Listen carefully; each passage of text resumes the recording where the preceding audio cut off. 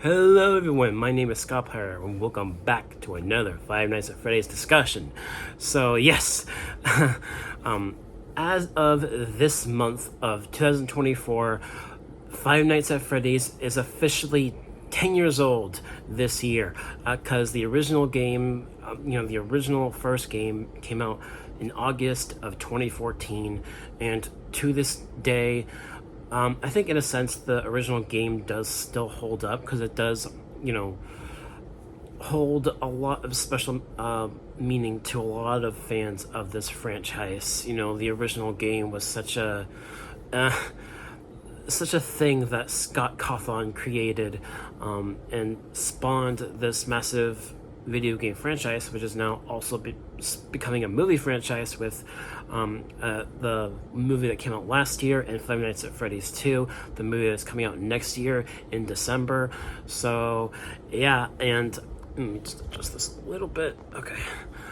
But yes, the first game, I think compared to the rest of the games in the series, it does still hold up, but at the same time, it is a little bit bare bones just for the sheer fact that all the other games in the series have 8-bit mini games in them that add to the lore and the world, and the first game just didn't have that, and it was just jump scare after jump scare after jump scare as you close the doors and monitor the power and monitoring Foxy, all that stuff, a very basic, simple point and click game, where you're trying to survive the night as the nights go on, and it's a very fun experience and also terrifying at the same time. And then you get to the other games in the series, Five Nights at Freddy's 2 being a prequel, then Five Nights at Freddy's 3 taking place like 30 years after the first game, and then the fourth game, which is also a prequel in 1983,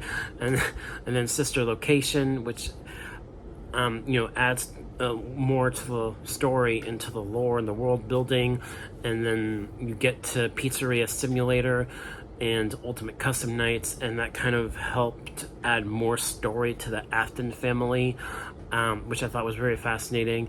I've been kind of rewatching the Five Nights at Freddy's videos. Obviously, as you guys can tell, I was watching Markiplier's walkthroughs of the games, and it's just such a fun experience.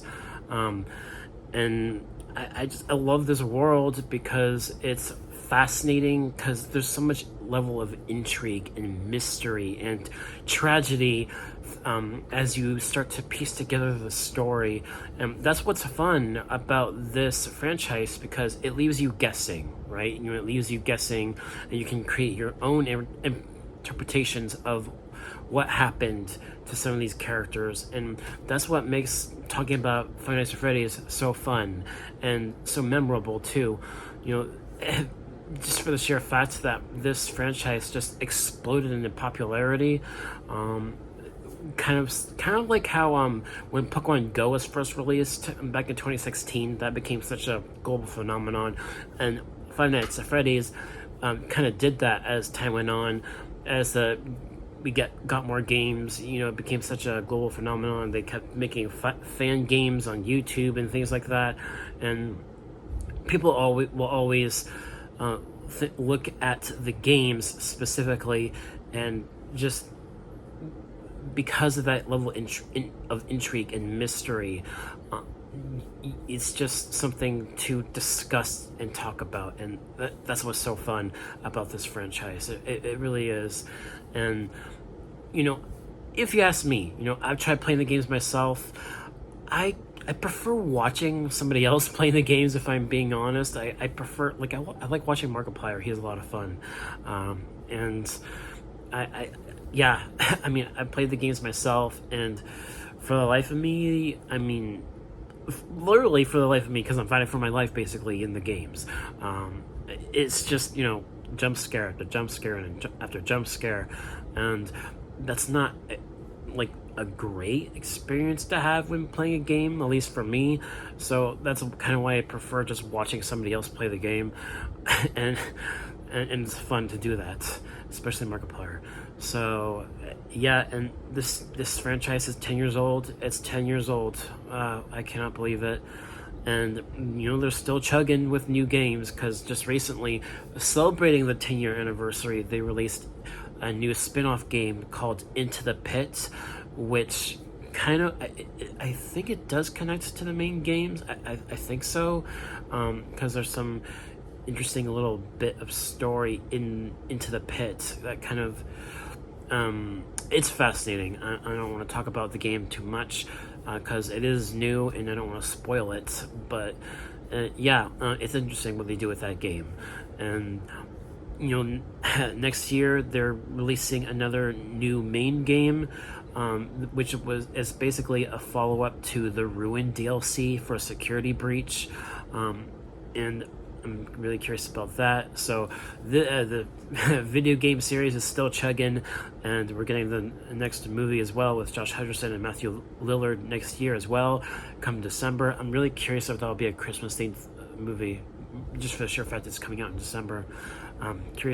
Really curious about that. So this is a franchise that I absolutely love, and I have played the games myself. I have. It's just not a great experience, just for me, just for the sheer fact that it's just jump scare, specifically with the first game.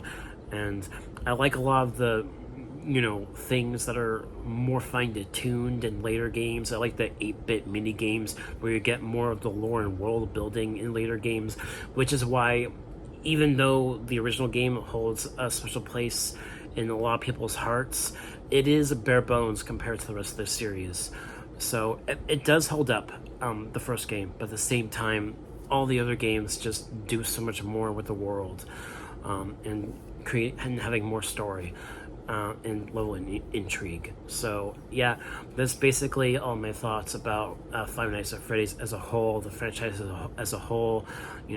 It's a very marketable franchise too. You get so many things that can have the Freddy Fazbear logo on it, just t-shirts, lunchboxes, all that kind of stuff. That's another thing about this franchise, because it's very marketable, and similar to Pokemon, a lot of these animatronic creatures have already garnered this level of attention, that's very memorable, especially the character of Freddy Fazbear being basically the mascot of this franchise, and very iconic now, 10 years later. So those are all my thoughts about this, and I'll definitely cover Five Nights at Freddy's 2, the movie, when we get more updates for that and trailers. So look forward to my coverage of that stuff going forward. Thank you guys so much for watching, and I'll see you all next time. Bye bye.